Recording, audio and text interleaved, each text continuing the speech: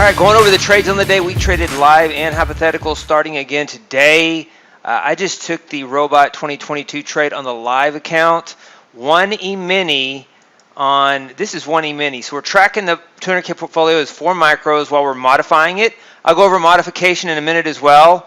In the 50K portfolio, 1 micro of the 26 strategies. These are the hypothetical results we'll go over. The live results were 4 micros on the Robot 2022 strategy, so minus 175 on the day. On the 50K portfolio trading Robot 2022, minus 415 on the 200K portfolio trading live today. And I will go over the working on that update, trying to get that out as fast as possible. I'll go over that in a minute. We're going to go to the trades on the day, the market as well, the balance sheet. We have jobs Friday tomorrow, so lots to go over. Cover 3, these strategies were 0 for 8 today, so not a single strategy was up. Some of the trades were up on a 60-minute breakout. In the new portfolio setup, there's going to be no overnight strategies. That may work against us. We'll see. But they're all day trades. So Cover 3 down on the day, minus 625. Momentum reversal. I had a huge trade yesterday. No follow through today on this trade. It was tricky because the market looked like it was converging and it could break out either way, and it didn't really break out. We have jobs Friday tomorrow, so we have this trend line here, this trend line here, and it could have rallied again, but we have jobs Friday tomorrow, so it pulled back, and it's anybody's guess. I anticipate that it should go lower, but I don't know what the liquidity is going to do, how they're going to perceive the report. The Fed comes out and says they're not anywhere close to pivoting, Raphael Bostic, but the market still wants to imagine that they are for some reason. And so whatever that liquidity does it could make a difference tomorrow. If the jobs report is surprise on the downside, a worse jobs report than expected, the market could rally. If it's better than expected, it could sell off. Now we had this gap down, chop, gap up, chop, and so now we're right here at this point. You know, I would think the market should do this. It should come back to this. The trend is down. The market thought the Fed was going to pivot here. Thought it was going to pivot on June 16th. Fed keeps saying no. The evidence is no, but you know, it's an imagination that still wants to be believed, and this is why we're getting so much chop, massive, ridiculous amounts of chop because of this. Because there's one side with lots of liquidity that's is going to believe what they want to believe, and so EVP1 went long on the day and got out on a trailing stop loss down. Tick reversal. Shorts continue to get ripped off in this market. I've never seen a downtrend last this long, and the shorts get ripped off on a day trade basis so much.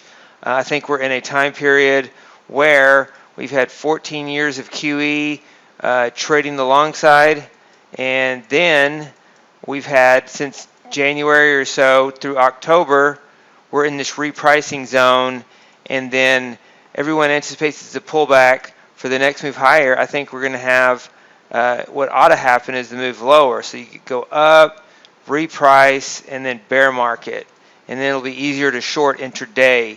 It's been easier to have intraday shorts during this uptrend than in this weird period that looks like repricing. And so I think this is a bull market. What we're in right now is neither a bull nor a bear market, kind of a repricing, and then once the realization hits, it could do this. But, you know, anything could happen. That's what I'm thinking, but the market could very well, I could be wrong, and the market could do that. So, tick reversal, all that to say that it's been tough to short during a repricing. If I say it's tough to short during a bear market, it makes you rethink the fact whether we're in a bear market or not.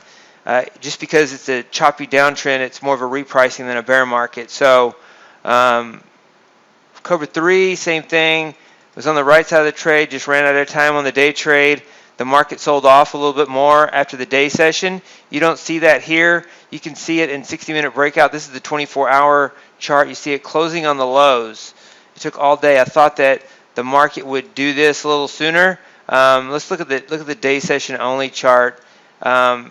Based on symmetry, which we know of symmetry is markets a lot of times will have their classic trend, chop trend, and so market fills the gap, then it trends, and then it looks like it's going to go up again. It looks like it's going to go up again, like it's going to go down. You would expect to see another leg down like this, typically in a more normal market environment. You get the prop up and chop. Another point I want to make is this market oversold? I'll come back to that in a minute. Let's finish up the trades on the day. Robot 2022, this is the trade we took off, rolled over, stopped us out, and a tight profit target would have worked today, but typically doesn't work long term. So those are the trades on the day. 0 for 8. Not a single strategy was profitable on the hypotheticals today, and the one we traded live had a small loss on the 50K and 200K account. I want to address the issue: is this market was it oversold on Monday? So here is the daily chart of the Nasdaq. After I do this, I'm going to go over the new portfolio setup, try to get that out as soon as possible. Here is January. We have this choppy sell-off right here. And this is June 16th, FOMC meeting. Bulls are tired of the market going down. They say the Fed's going to pivot. We heard it in the statement. Fed says, no, we didn't pivot. And then the market trades down here, and it trades back to the June 16th lows. Virtually hasn't gone anywhere in 4 months. It's at the same price, but it's supposed to bounce because it's oversold right here, even though it hasn't gone anywhere in 4 months. Now, from here, from a straight down perspective, from here to here, technically it's oversold from here to here. What's interesting is you never hear them say the market is overbought. They're quick to say it's oversold. And so from here to here, it's oversold on a technical basis. But here the trend is kind of gone sideways. It's been stymied, and so it shouldn't have bounced like this. It was based on a false premise that the Fed was going to pivot. Now that it's back down here at this place, same place it was 4 months ago, same thing. Oh, the Fed's going to pivot, and so the Fed says I'm not going to pivot. So really interesting times we're in, creating a lot of chop, and those are the trades we talked about. I want to go over the new portfolio setup real quick. I have another video for that as well. So I have a new variation of tick reversal with a filter in it, and I'm going to make a separate video for this, and you'll see that coming out as well. And then the files will also be distributed. And so what you see here is a 20 strategy portfolio, $27,000 drawdown. This is as of Thursday. Today the drawdown should be higher, and got rid of a lot of the strategies that were challenging us. I want to show you which ones I got rid of.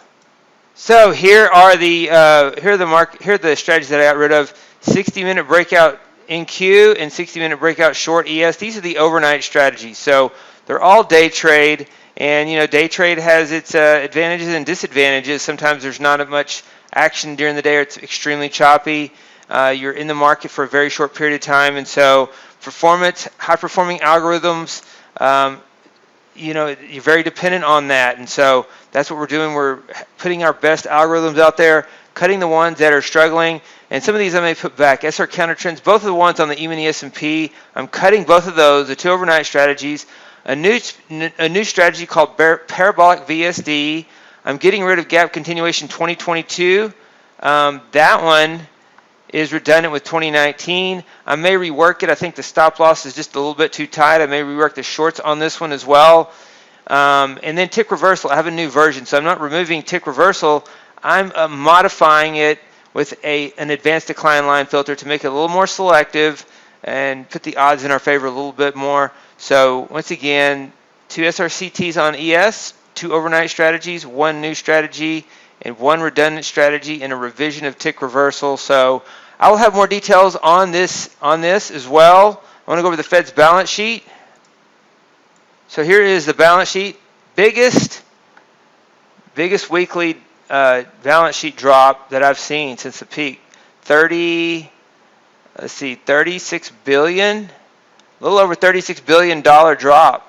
So almost, it's right at $206 billion from its peak.